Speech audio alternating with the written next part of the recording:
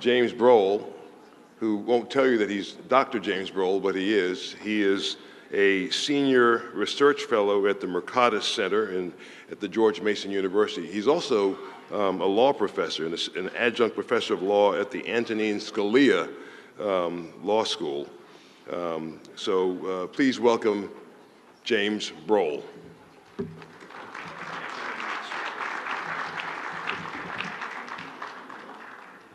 I'd like to switch gears a little bit and talk about a completely different topic, but also a very important one, and that is regulation.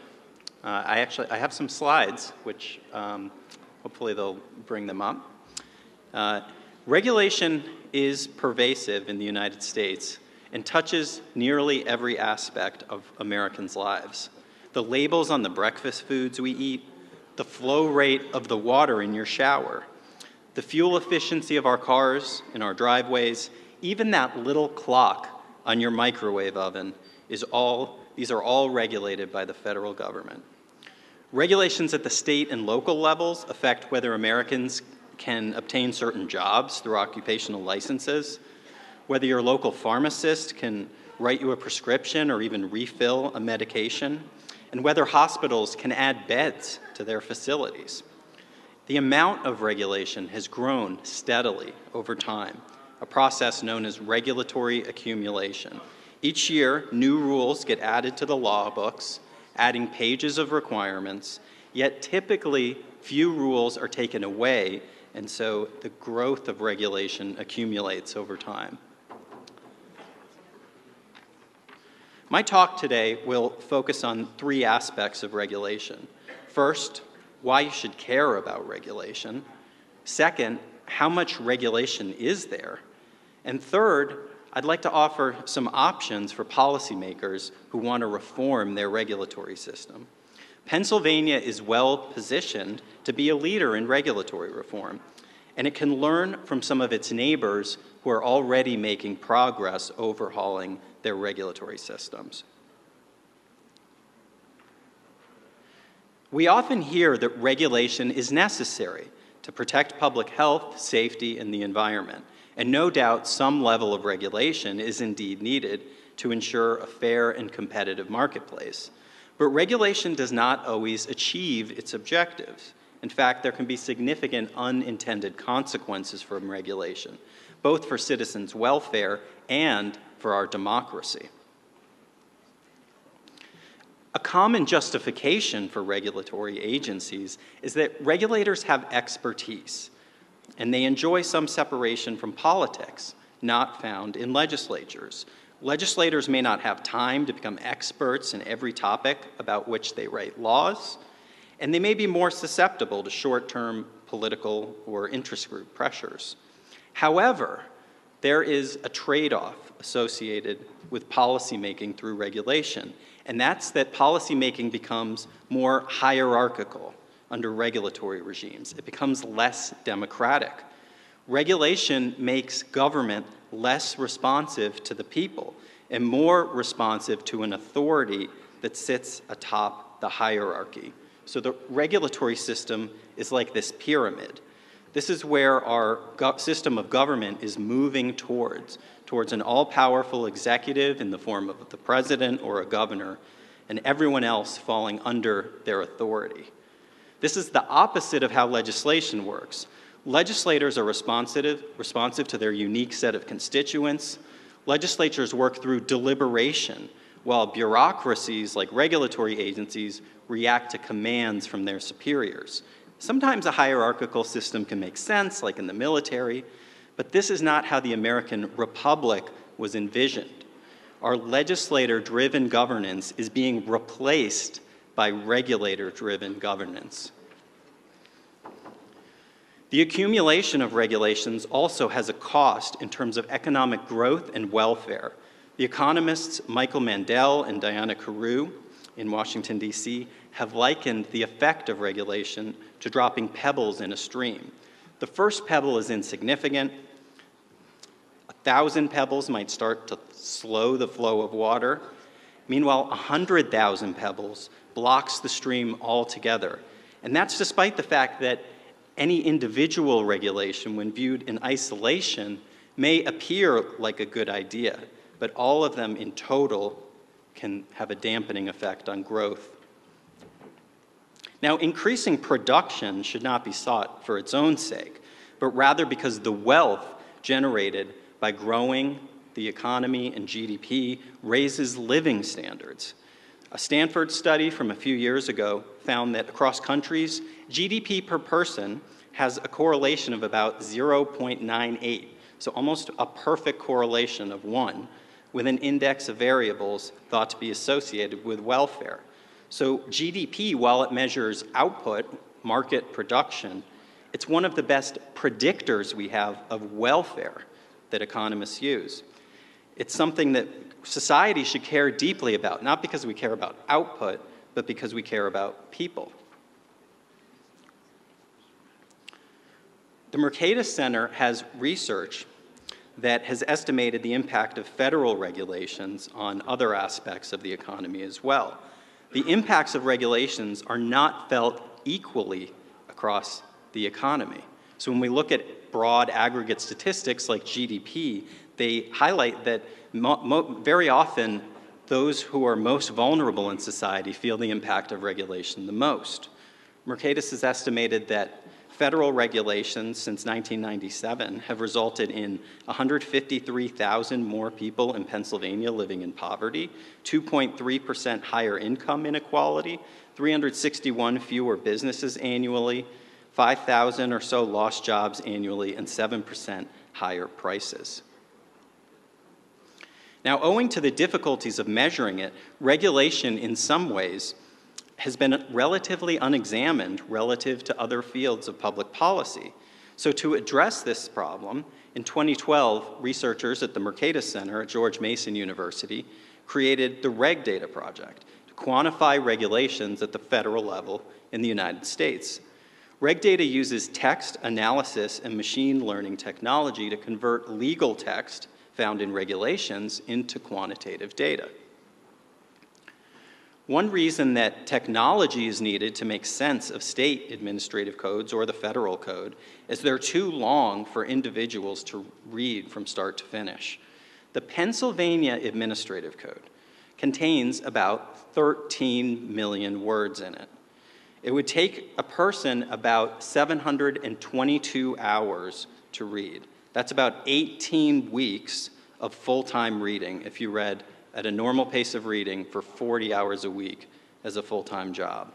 The average state, meanwhile, has about 9 million words of regulation. Our Reg Data project looks for a measure of regulation we call a regulatory restriction. These are instances of terms like shall, must, may not, prohibited, and required that approximate the number of restrictions regulators impose on their jurisdiction. Pennsylvania has 163,000 regulatory restrictions as of 2020. That's about 25,000 more than the national average.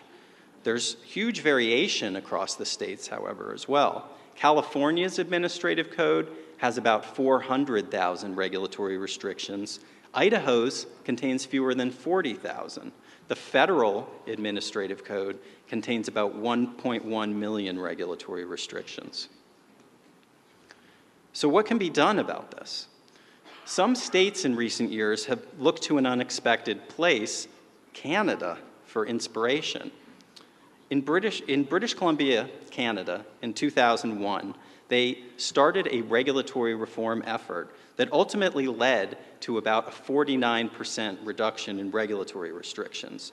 So when we look across states and we look across countries, the norm is to see more rules added each year than are taken away, and we see this phenomenon of regulatory accumulation. But British Columbia saw the opposite. Over time, they cut rules and they kept cutting. In the years leading up to British Columbia's regulatory reform, the province was, like the United States, really, in recent years, experiencing some disappointing growth. British Columbia was considered an economic laggard in Canada and was actually the worst performing major province in Canada in terms of GDP per capita growth. The orange line here is Canada as a whole, the blue line is British Columbia, and the gray lines are other Canadian provinces. So you can see there was really an economic turnaround that happened in British Columbia starting around 2004, a few years after their regulatory reforms. Research from the Mercatus Center has actually estimated that the regulatory reforms themselves increased the economic growth rate in the province by about 1 percentage point annually. Perhaps most importantly, this growth did not come at the expense of public health or the environment. There were no major controversies arising from these reforms. In fact, British Columbia is known as one of the healthier and more environmentally pristine parts of Canada. The following are a set of reforms that can help Pennsylvania overhaul its regulatory system. These options are not mutually exclusive, and the state could potentially benefit from them in any order or combination.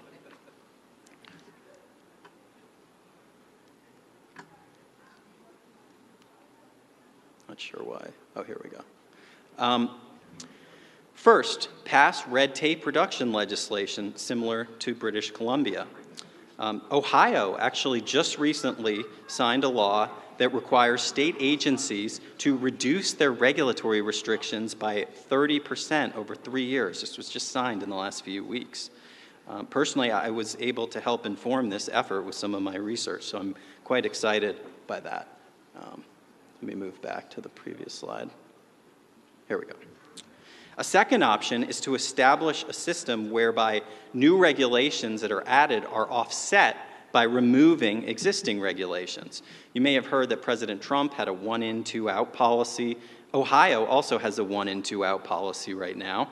States like Idaho, Arizona, and Oklahoma have enacted similar policies. There's actually legislation in the Pennsylvania state legislature right now, Senate Bill 32, that includes a 1-in, 2-out requirement.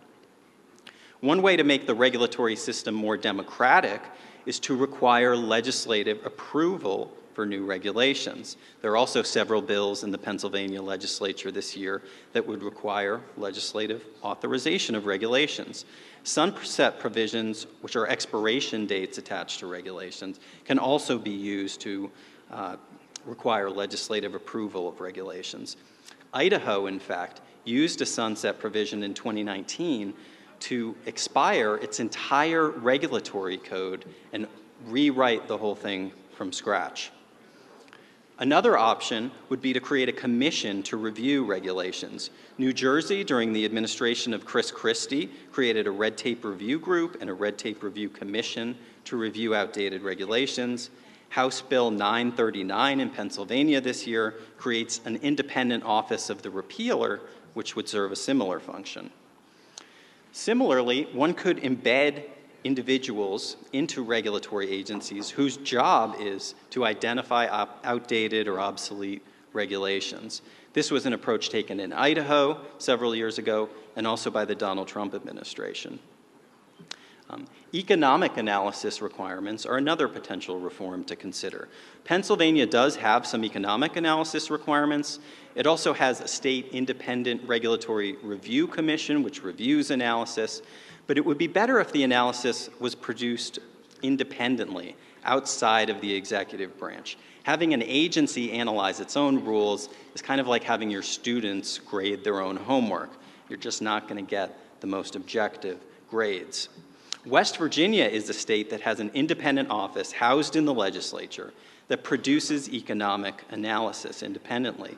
Legislative production of analysis would also help strengthen legislative oversight of executive agencies.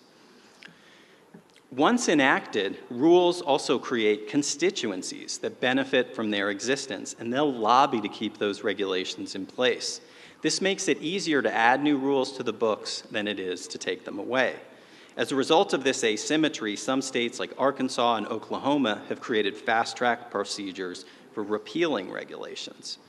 Finally, Pennsylvania could consider creating what's called formal rulemaking procedures for regulations.